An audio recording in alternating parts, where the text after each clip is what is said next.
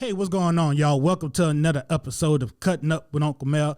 I'm sitting here with Mr. Cam Jackson, a local entrepreneur who won't be local for much longer. What's going on, Cam? How you doing? I'm glad to be here. I'm excited. All right, y'all. So we about to get into and talk about his businesses, and we don't talk about legacy, y'all. So let's go and get into it. Hey, hey, hey. Cut up, Unkle Mel. Cut up, Unkle Mel. That's hard. Cut up, Unkle Mel. That's hard. How you cutting up? How you cutting up? How you cutting up? How you cutting up? How you cutting up? How you cutting up? How you cutting up? How you cutting up? What's going on, Cam? Man, I'm feeling good. I'm excited to be here, man. Man, let me tell you. I first found out about you through a mutual friend, Okay. Daryl, right? Right. Daryl K. Shout out to Daryl. And Daryl was like, "Yeah, man, I got a friend named Cam and everything, and he's doing this, that, and the third. Because I passed by your spot and I saw a little shipping container. I'm like, man, that looked nice. So I just so happened to mention it to my guy Daryl. He was like, man, I know him. Yeah. I'm like, for real? Like, not know him. Like, me and him go back. Like, we used to get babysat together when we were like 3 years old, 2 years old. Yeah. Yeah. My grandparents lived right down the street from each other. So me and him grew up, man. We did everything. We used to roll together, you know, chill. I'm my only friend in Louisiana. So every time I would come to Louisiana and kick it, that's who I would chill with. Yeah. Okay. Because I was like, it's a small world, man. Super small. Right. And I saw you at the gym, and I'm like, damn, okay. I said, I think he looked familiar. So, you know, I was just promoting the show. And I was like, what's your name? You was like, name Cam. Yeah. And I said, oh, you the guy with the, and you was like, yeah, man, that's me. And then you were in the magazine, 225 magazine and everything. Yeah. I'm like, man, this dude is doing it big. And the thing about it is, I never told you this until now, but not necessarily knowing you, right? Mm-hmm. But I'm proud of you because you're another black man, younger than me, Right. doing things that my generation as a whole wasn't aware that we could do. Right. And right? It's crazy how the times are changing, and you know, I really appreciate that, and you know, I love hearing that because it kind of just keeps you going and keeps you like, you know you're doing the right thing and you headed in the right direction. You know what I mean? When people, especially, you've been on this earth for way longer than I have. 38 years, 38 years, man, and it's like, you know, you've seen so much more, and to be able to see, like, you know, younger black men coming up and doing things like this, I'm sure it's amazing. I love to see it. Like, my dad never owned a property until he was in his 50s. Wow. So to see you being in your 20s, like doing what you're doing, it's amazing. But tell people what exactly we're talking about. Tell them about Millennial Park, so your brand. Millennial Park is a shipping container park, and each shipping container is basically a different business, essentially. So I get a vacant piece of land, I get shipping containers, I put them on that land, I get everything permitted, you know, and then I build them out as businesses. So whether it be a restaurant, a bar, a retail space, or whatever it is, basically people rent out these spaces and they're able to open their businesses in them. So that's what Millennial Park is. Okay, so what made you choose shipping containers? Why shipping containers? Because honestly, I've always been a person that, like, I always do things that people don't do.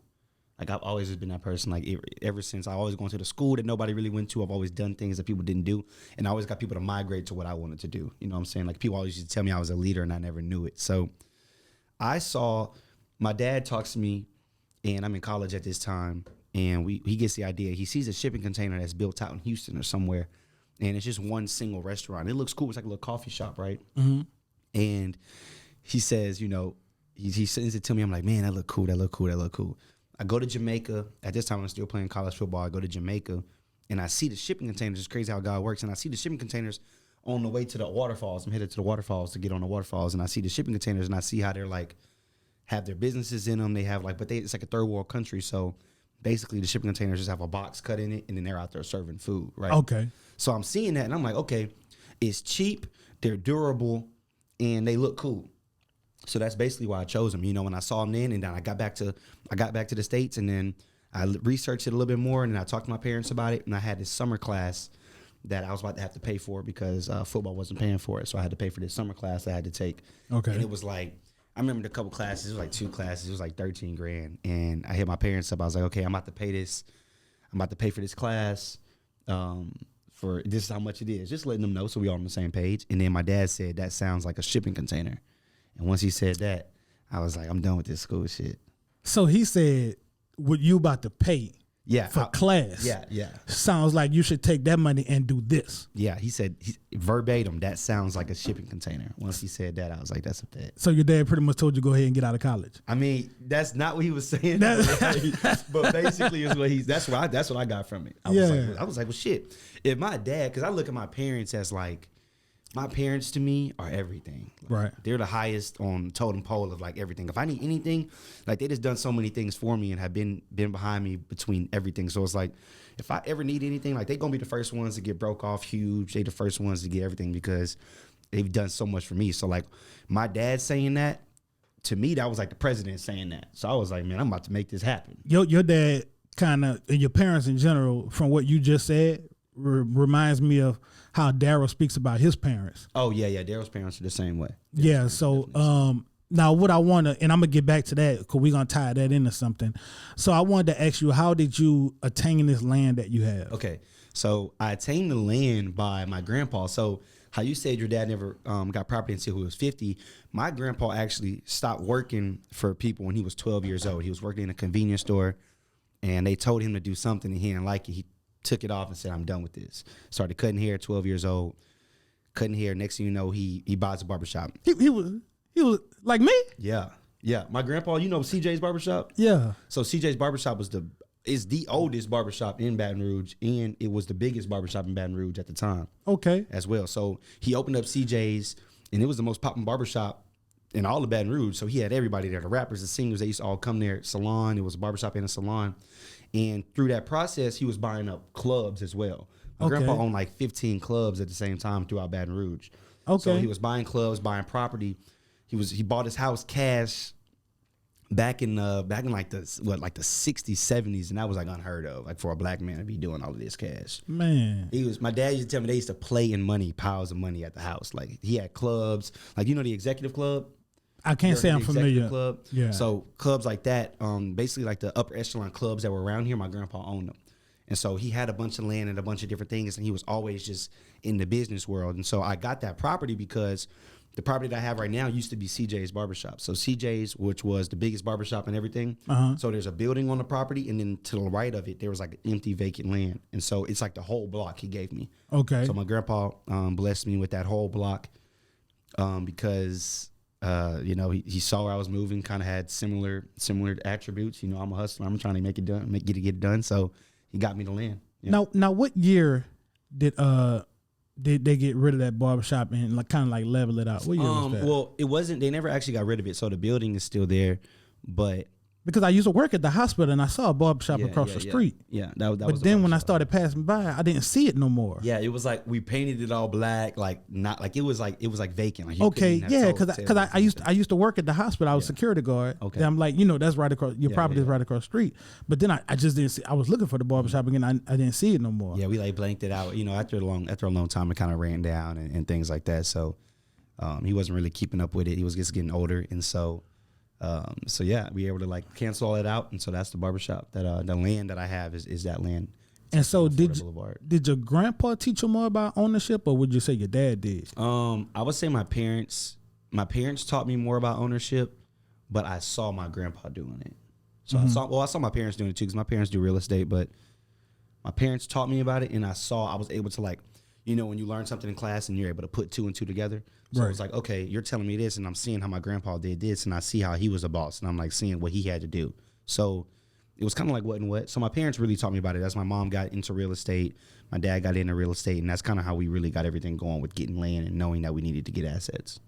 Okay, so pretty much there's like a family legacy of entrepreneurship, owning businesses. Yeah, in a way. At least starting with your grandpa. Yeah, for sure. Starting with him, really on both sides. Because my mom's dad he actually had a bunch of his own car shops around town. So he never worked for anybody as well.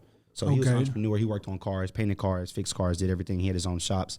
And then my other grandpa was the barbershops and in the clubs. So I'm seeing that. I'm seeing my mom have rental properties, my dad have rental properties on the side, and doing things like that. So I've been seeing it. And so our family kind of like was like that. You know, only entrepreneurs were really my grandpas, but I'm kind of entering that space as well as of now. And like what I said about your parents and Daryl's parents, I remember Daryl had just got like a nice truck like recently. Yeah. And, you know, he was talking about how his dad was helping him get in stuff like that. And I said, man, you know, because I'm raising 2 small boys right now. So, you know, my sons would be like a couple generations behind you guys. And so I asked him, I said, how does it make you feel as a son to have a dad who's in a position to give you a leg up in life? Like, do you appreciate it? Is it like, whatever, I was going to be able to do these things on my own eventually? Like how does that play out? And he was like, man, I'm just so appreciative, you know what I'm saying? Because, you know, my dad got me a car. I mean, I'm a terrible driver, but so he wouldn't have got me nothing that's nice anyway. But when I was coming up, all parents weren't in positions to get their children cars at any point. Right. You know what I'm saying? And then, you know, he's finishing law school and stuff like that. So, you know, I try to ask young guys, what did your parents do? How does it feel? Because I want to know that the hard work I'm doing with my sons is going to be appreciated. And I want to create a legacy too. Right. You know what I'm saying? But I definitely don't want somebody to build something for somebody. When I die, you know, everything I built dies with me. Exactly. But it looks like you carrying it on. You know what I'm saying? Because that land, you always keep that land most likely, right? Yeah, I can't. I would never get rid of that. I'm going to have that forever. Yeah, because even my dad was like, boy, you better not sell my house. Yeah. No, you know what I'm saying? Everything I'm getting now, especially like property wise, commercial properties, all these commercial properties I'm getting throughout Baton Rouge and, you know, different states, I plan on keeping it. Like, other than a couple of rental properties, because we got a couple of plans with my mom right now, some rental properties that we have, we want to get rid of them so we can start doing bigger real estate. So apartment complexes and things like that. Mm-hmm. So other than that, like those like little houses we might get rid of, but like all the properties, like especially on Florida Boulevard, I'm never getting rid of that. So you're pretty much gonna cash out to double down and get something bigger, like with the real estate, with the residential side. So I have a couple like single family homes, duplexes, and things like that. So we're gonna cash out, get on the big real estate to where we getting apartment units that are like 20, 50 units. You know, so you're bringing in a lot more. So that's a plan. Well, that pretty much answers my next question, which is like, what's next for you? Like, well, that's just like now, and that's now. That's okay, now. Yeah, so that's not next. Yeah, that's now. That's now, right? Okay. Next is more so. So right now we're actually building. We haven't started construction on it yet, but through everything I've done so far, I actually got it connected with some investors, and I'm building another park on Government Street by Red Stick Depot. If you heard of that, so I'm building another park by Red Stick Depot. I have a project in Houston that hopefully will be popping off soon, and also got a project in El Paso. So I got like 3 things that within this next like 6 months, all those things should be kind of starting to jump off or be finishing up. So hopefully the block will be done by March, April time. Houston project, maybe August or so, and then El Paso project, maybe end of the year. Maybe end of the year. Because I'm like, you know, because you like, man, I'm going to try to come in for the podcast, but I got to go to Texas. I'm like, what are you doing in Texas all the time? Like I'm going to Texas tomorrow morning. I got a meeting Friday morning, and then I fly to El Paso to meet with my guy with the business, help him out with some things. And then I'm flying back to Houston for another meeting with the architect on Tuesday. Okay. Yeah. Well, man, when it come time for me to build out that building next door, I'm gonna have to get with you, man. Like you know, cause we're on the same street. Yeah, like where I'm at and where you at, we're on the same street. Right, so what I'm hoping is that we can build this area back up and bring some vitality back to the area again. That's the plan. Because we gonna win, our property value gonna go up. Yeah, exactly. You know what I'm saying? It's continuing to rise, and it's good that you said it because the mayor and everybody, they're really trying to get Florida up. So a lot of projects on Florida have been popping off and things like that. Like, so, you know, over there by the Checkers, that huge thing that they just tore down. I don't know what they about to put there, but regardless, you see them trying to like make things work and make things shake. So Florida's going to be coming up soon. And they just tore down Centos right across the street from me, and now they're working on that. They just got it down there. Now they're about to build it back up. So Amazon coming here too. You know, they building the Amazon. That's another 2,000 jobs. So like, It's coming along. We just got to be the front runners and make it happen. Yeah, that's what I'm trying to do, man. We got to be on early and make it happen. So yeah, man, I just want to thank you for coming.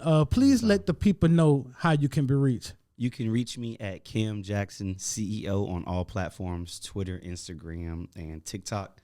and at CAMJACKSON CEO. And you can also follow Millennial Park at MILLENNIAL Park. And guys, I will leave the links to all his social media as well as mine down in the description below.